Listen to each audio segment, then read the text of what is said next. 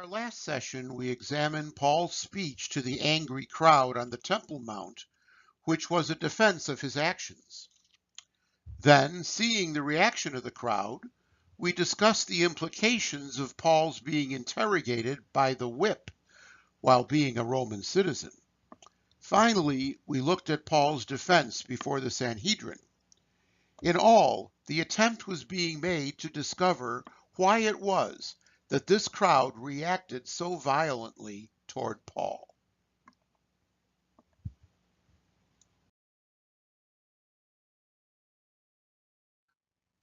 In our current session, we'll follow Paul as he's transferred from Jerusalem to Caesarea. We'll examine the letter written by the tribune Claudius Lysias, which accompanies Paul. While in Caesarea, he'll be questioned by the procurator of the day, Marcus Antonius Felix.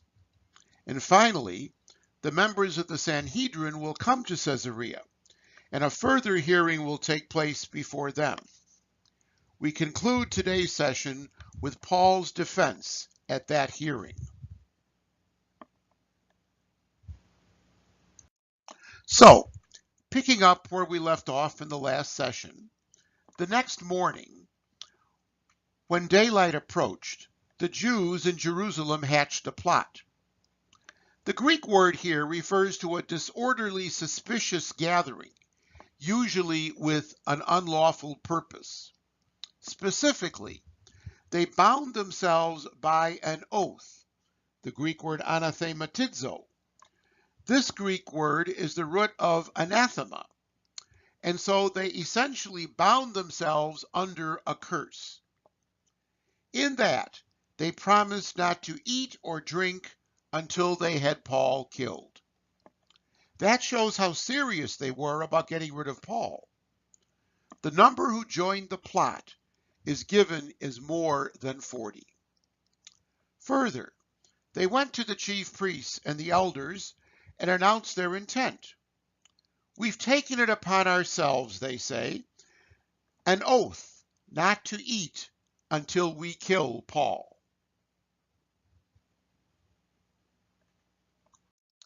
Then they veritably command the chief priests and the elders to join the Sanhedrin, to make an official request to the tribune to have Paul brought to them, supposedly to have them investigate his case more thoroughly.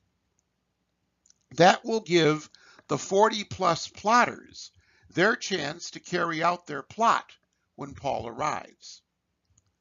Word of the plot gets to Paul's nephew, that is the son of Paul's sister, who enters the barracks and warns Paul. His ease in getting to Paul is not uncommon, as access to prisoners by family members was generally permitted, especially when they're simply in protective custody.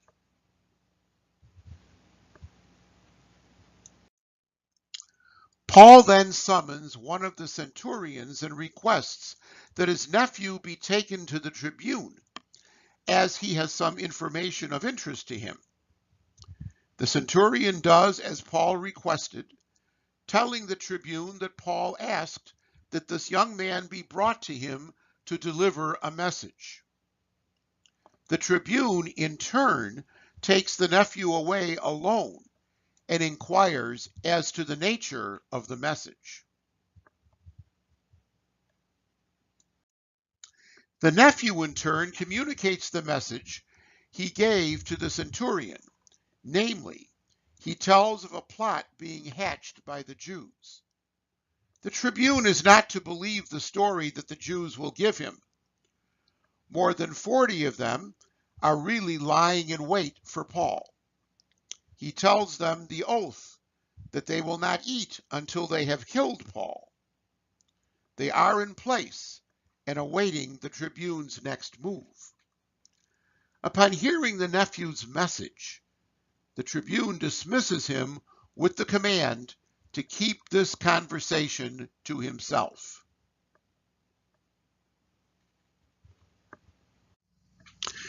Upon the departure of Paul's nephew, the tribune summons 2 centurions and commands that they are to get 200 soldiers ready, along with 70 horsemen and 200 right-handed spearsmen.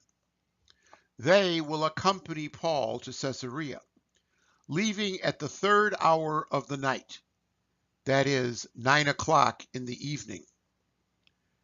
That seems a bit of overkill. 470 men to defend one person against an attacking force of a little more than 40? Further, they're to provide animals for Paul to ride, and thereby give him safe conduct to the governor, Felix, at Caesarea Maritima, a major seaport about 65 miles northwest of Jerusalem. Felix was Marcus Antonius Felix, the Roman procurator or governor of the region, who had his headquarters and residence at Caesarea.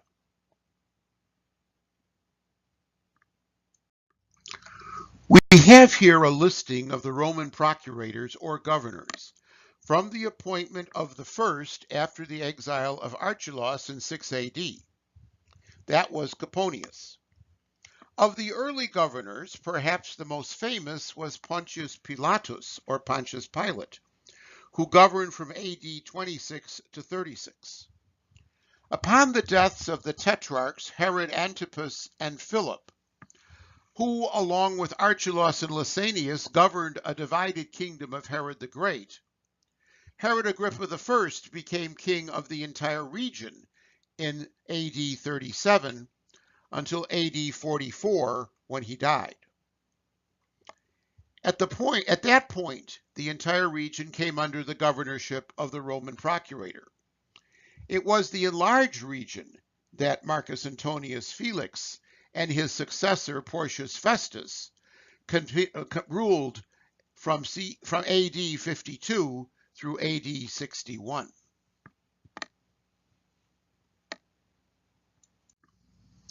Following the military preparations for an escort for Paul to Caesarea, the tribune wrote a letter to accompany Paul, explaining the purpose for the journey to Caesarea.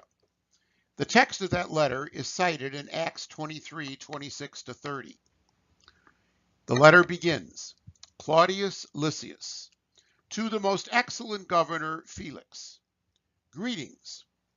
Interestingly, the address to Felix, most excellent, is the same address as Luke used in the opening of the gospel to address his patron Theophilus. Claudius Lysias continues, this man was seized by the Jews and was about to be murdered by them. I rescued him by intervening with my troops. Remember, Claudius Lysias intervened when he learned that Paul was a Roman citizen. Note, the tribune does not explain how he found out that Paul was a Roman citizen. Johnson suggests that Claudius Lysias did not want to admit the embarrassing fact that he had been about to flog Paul. As a result, he wanted to learn the reason for the accusations and violence against Paul.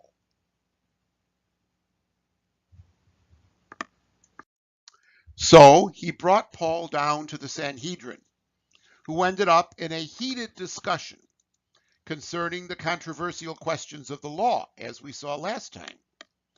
We have a parallel here to the hearing in Acts 18 before Gallio in Corinth. Remember, there, Gallio refused to hear the complaint because it was about words and names and the law, as he says, 18:15. Johnson feels that in this total narrative of Acts, Luke is building a set of legal precedents for regarding the Messianists not as revolutionaries threatening to Rome, but as a legitimate variation within Judaism. Normally, this type of question would be settled in Jewish legal proceedings rather than involving Rome. But the hatred of the Jews for Paul makes such a settlement impossible. Lysias continues, I did not see any charge deserving death or imprisonment. Further, it was brought to my attention that there was a plot being hatched against this man. As a result, I'm sending him at once to you.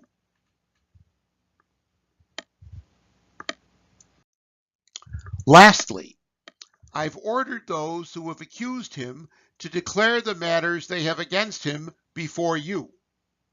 So Claudius Lysias's letter, accompanying Paul to Caesarea, is a fair account of the events that had occurred in the preceding chapters of Acts.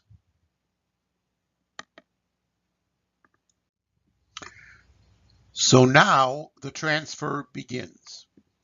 The soldiers, in line with their orders, escort Paul to Antipatris by night.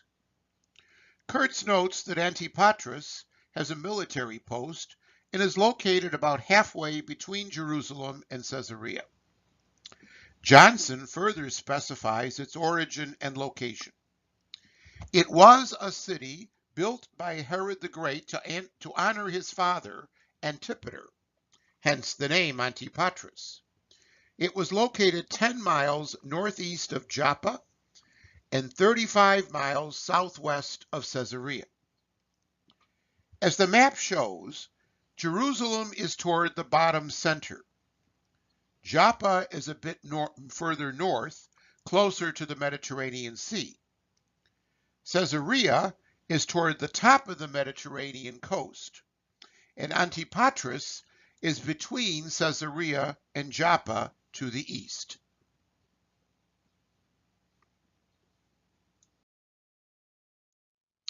The next day, the soldiers returned to Jerusalem. They left only the horsemen, 70 of them, to complete the journey with Paul. As they got further and further from Jerusalem, the threat level decreased. Thus, there was less need of full manpower to meet any threat. In addition, Johnson notes that Paul, on his mount with the horsemen, that is, the cavalry, could make the remainder of the trip to Caesarea much faster than the soldiers could traveling on foot. So the horsemen accompany Paul to Caesarea. Upon arrival, they deliver the letter from Claudius Lysias to the governor and present Paul to him. Here, we have a map detailing the full journey of Paul from Jerusalem to Caesarea. From Jerusalem to Antipatris, you can see the terrain was quite unstable. And from Antipatris to Caesarea, it leveled out considerably as they were descending toward the sea.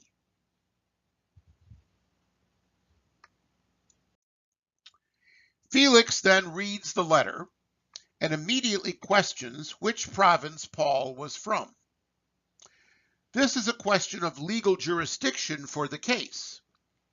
There's a similar question of jurisdiction in Luke's other volume, the Gospel. Pontius Pilate, the procurator, discovers that Jesus was a Galilean, and so he sends Jesus to Herod Antipas, the tetrarch of Galilee. In this case, Felix learns that Paul is from the province of Cilicia to the north, and he declares that he will hear the case when the accusers arrive. So then, Felix orders Paul to be held in custody in Herod's praetorium until the accusers arrive.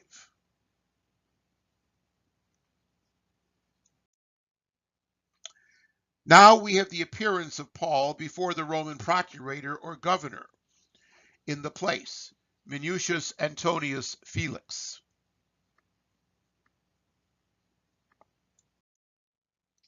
A period of 5 days passes, and the accusers from the Sanhedrin arrive in Caesarea.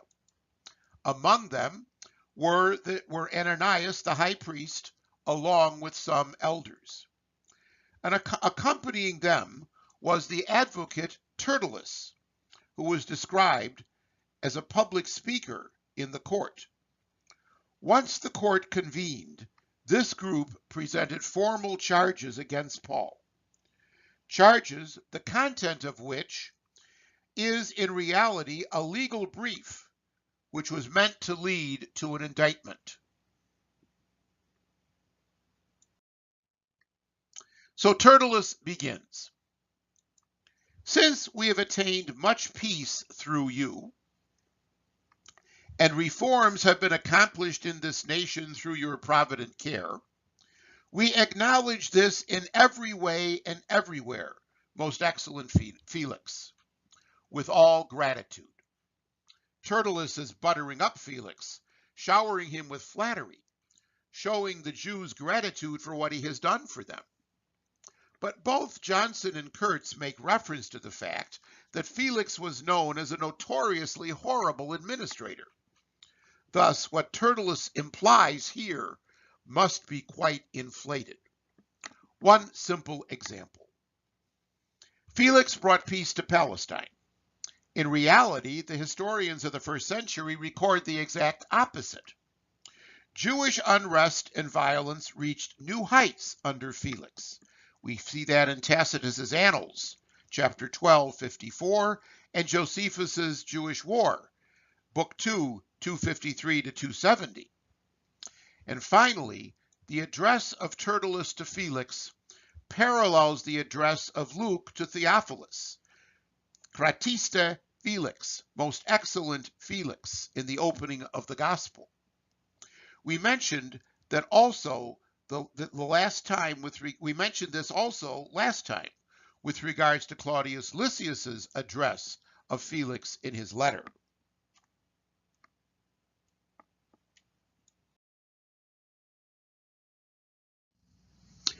After his inflated adulation, Tertullus gets down to business. He requests that Felix listen to their brief presentation with his customary graciousness, which I believe was said tongue-in-cheek. The word for graciousness, epikeikeia, has the sense of gentleness, graciousness in general. But when applied to a ruler, it has the additional nuance of forbearance, even clemency. Johnson notes that it allows one to go beyond the strict bounds of legality because of reasonableness, patience, or mercy.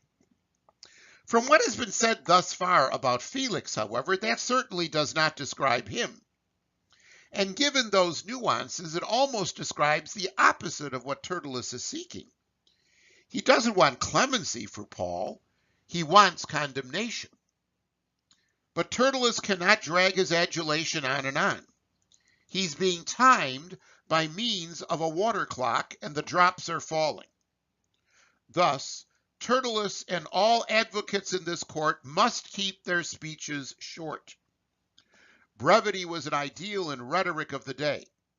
When the water runs out, the advocate is done.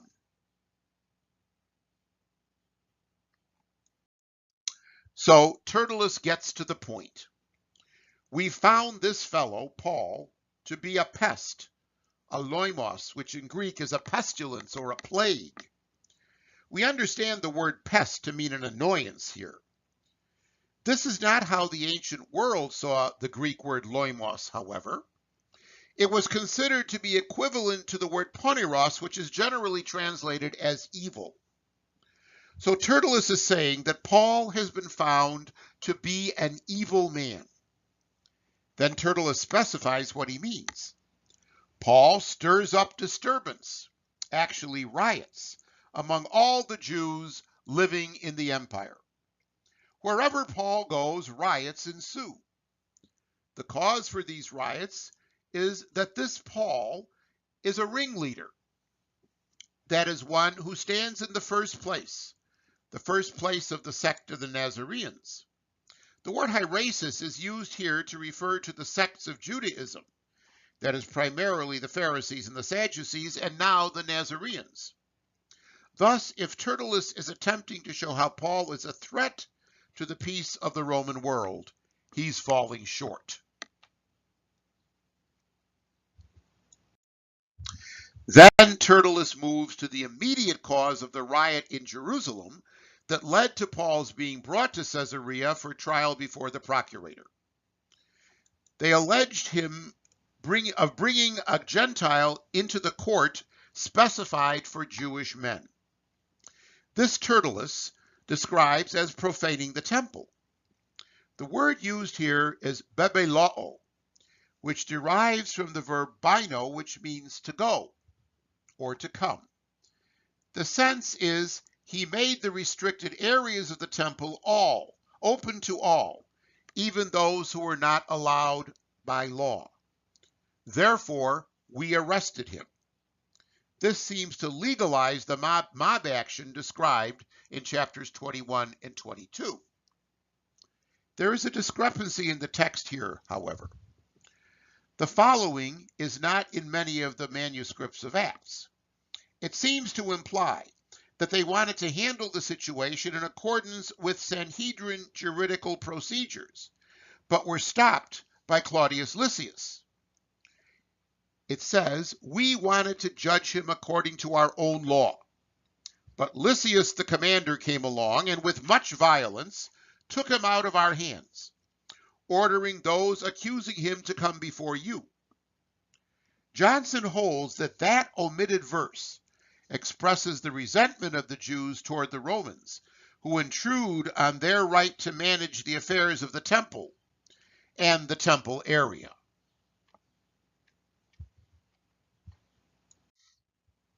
Examine him, Tertullus continues, and you will learn for yourself about everything of which we are accusing him.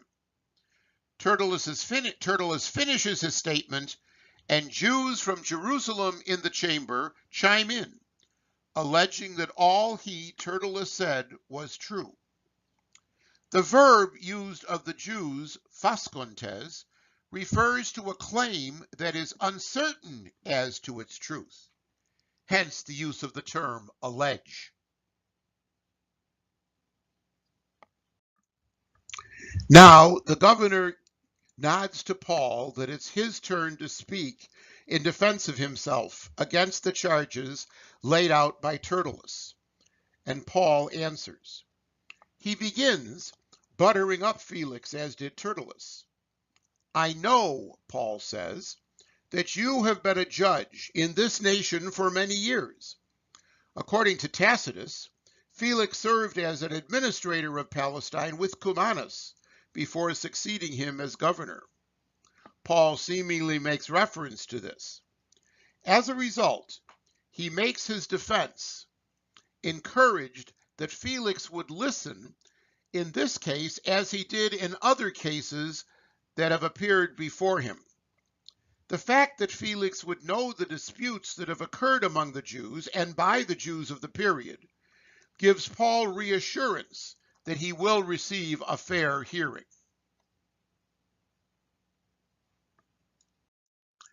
Then Paul gets down to the nitty-gritty of his defense.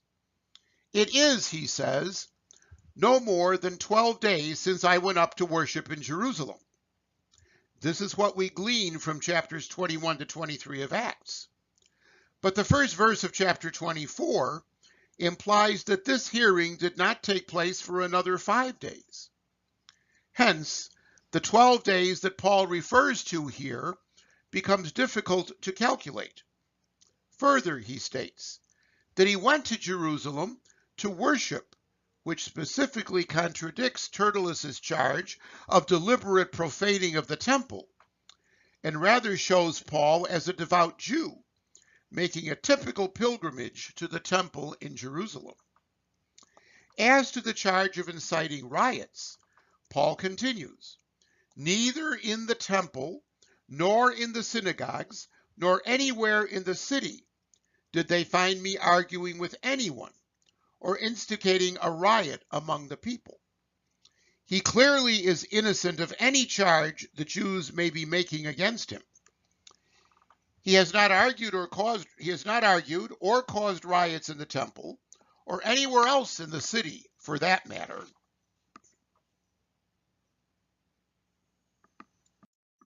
Further, Those accusing him have no evidence of the charges that they make.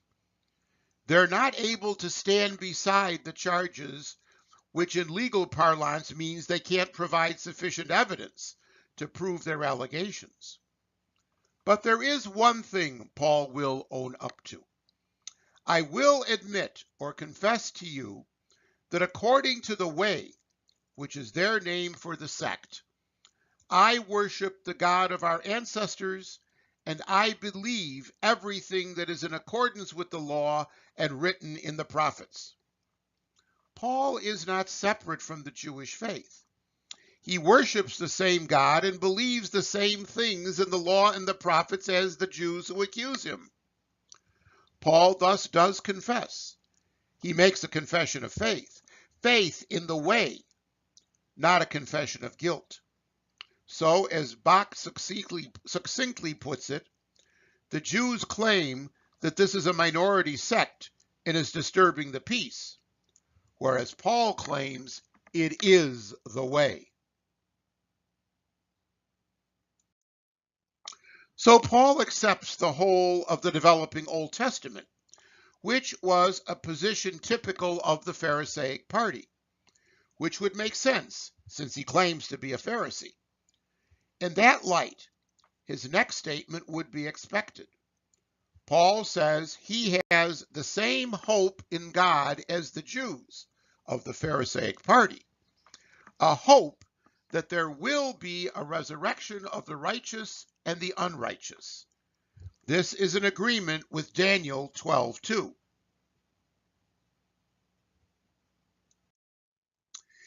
This leads to Paul striving to keep his conscience unwavering before God and man. The adjective aproskopos has the sense of not, falling or stumbling, kopto, pros, toward, which has the same sense of being blameless or giving no offense. Paul, in other words, tries to keep a clear conscience. This echoes what Paul said to the Sanhedrin when he appeared before them in Acts 23:1. He said, "Brethren, I have lived before God in all good conscience up to this day." Switching the topic, Paul turns to the collection that he was bringing to the mother church. "After many years," he continues, "I came bringing alms for my nation along with offerings." As we hear in Paul's letters, in the final exhortation and in the greetings, Paul suggests that a collection be taken up for the mother church, Jerusalem, to provide for the poor there. This is more than likely what he's speaking about here.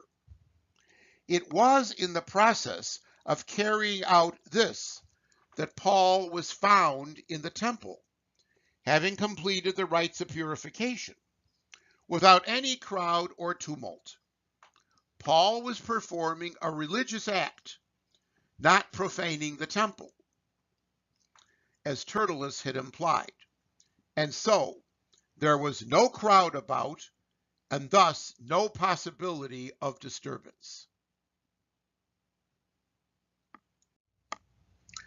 But, he goes on, some Jews from Asia ought to present themselves before you and make accusation if they have any accusations against me. According to Acts 21:7, it was these Jews who incited the people in the temple area and these Jews who laid hands upon Paul. They were there. The Sanhedrin members who bring the charges now have only heard by hearsay. Paul wants the eyewitnesses to come forth, to face him and make the accusations. If that is not possible, then let the men of the Sanhedrin say what crime they found when I stood before them earlier. Paul knows that the only point of contention with the Sanhedrin was the question of resurrection, which, when Paul mentioned it, led to a dispute breaking out in the Sanhedrin. Recall, the Pharisees held that there was a resurrection, while the Sadducees did not. Hence the dispute. Then Paul cites what he said verbatim as he stood before the Sanhedrin. I am being judged today concerning the resurrection of the dead.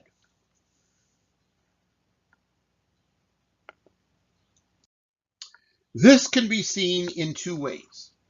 First, in regards to the general notion of resurrection, which, as I have said, was not recognized by the Sadducees. But it also could be seen in regard to the resurrection of a particular dead person, that is, the resurrection of Jesus, which was also in dispute. This argument causes Felix to postpone any judgment until the tribune Lysias arrives. The reason given is that Felix had accurate knowledge concerning the way. He was well aware of the teachings of Christianity. Johnson notes that because of his knowledge of the Messianic movement, Felix leans toward Paul. Kurtz adds that during Felix's time in office, he would have become familiar with the conflicts between the followers of Jesus and other Jews. Thus, Paul, as we said, was pleased to have a hearing before Felix. So Felix gives orders to the centurion that Paul should be kept in custody, but to hold him with relaxation or leniency. This means that Paul was able to be tended by his friends, who could also bring him food and other things. In such a situation, it would be possible for Paul to write letters and have his friends deliver them to the appropriate people. Thus, his confinement in Caesarea is not much different from his house arrest which will take place in Rome that we'll encounter at the end of Acts.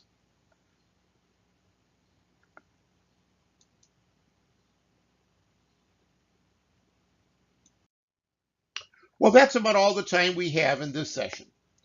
Next time, we'll look at a further appearance of Paul before Felix, followed by the appearance before Porcius Festus, which leads to Paul's appeal to the emperor.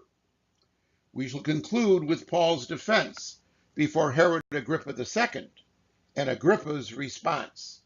See you then.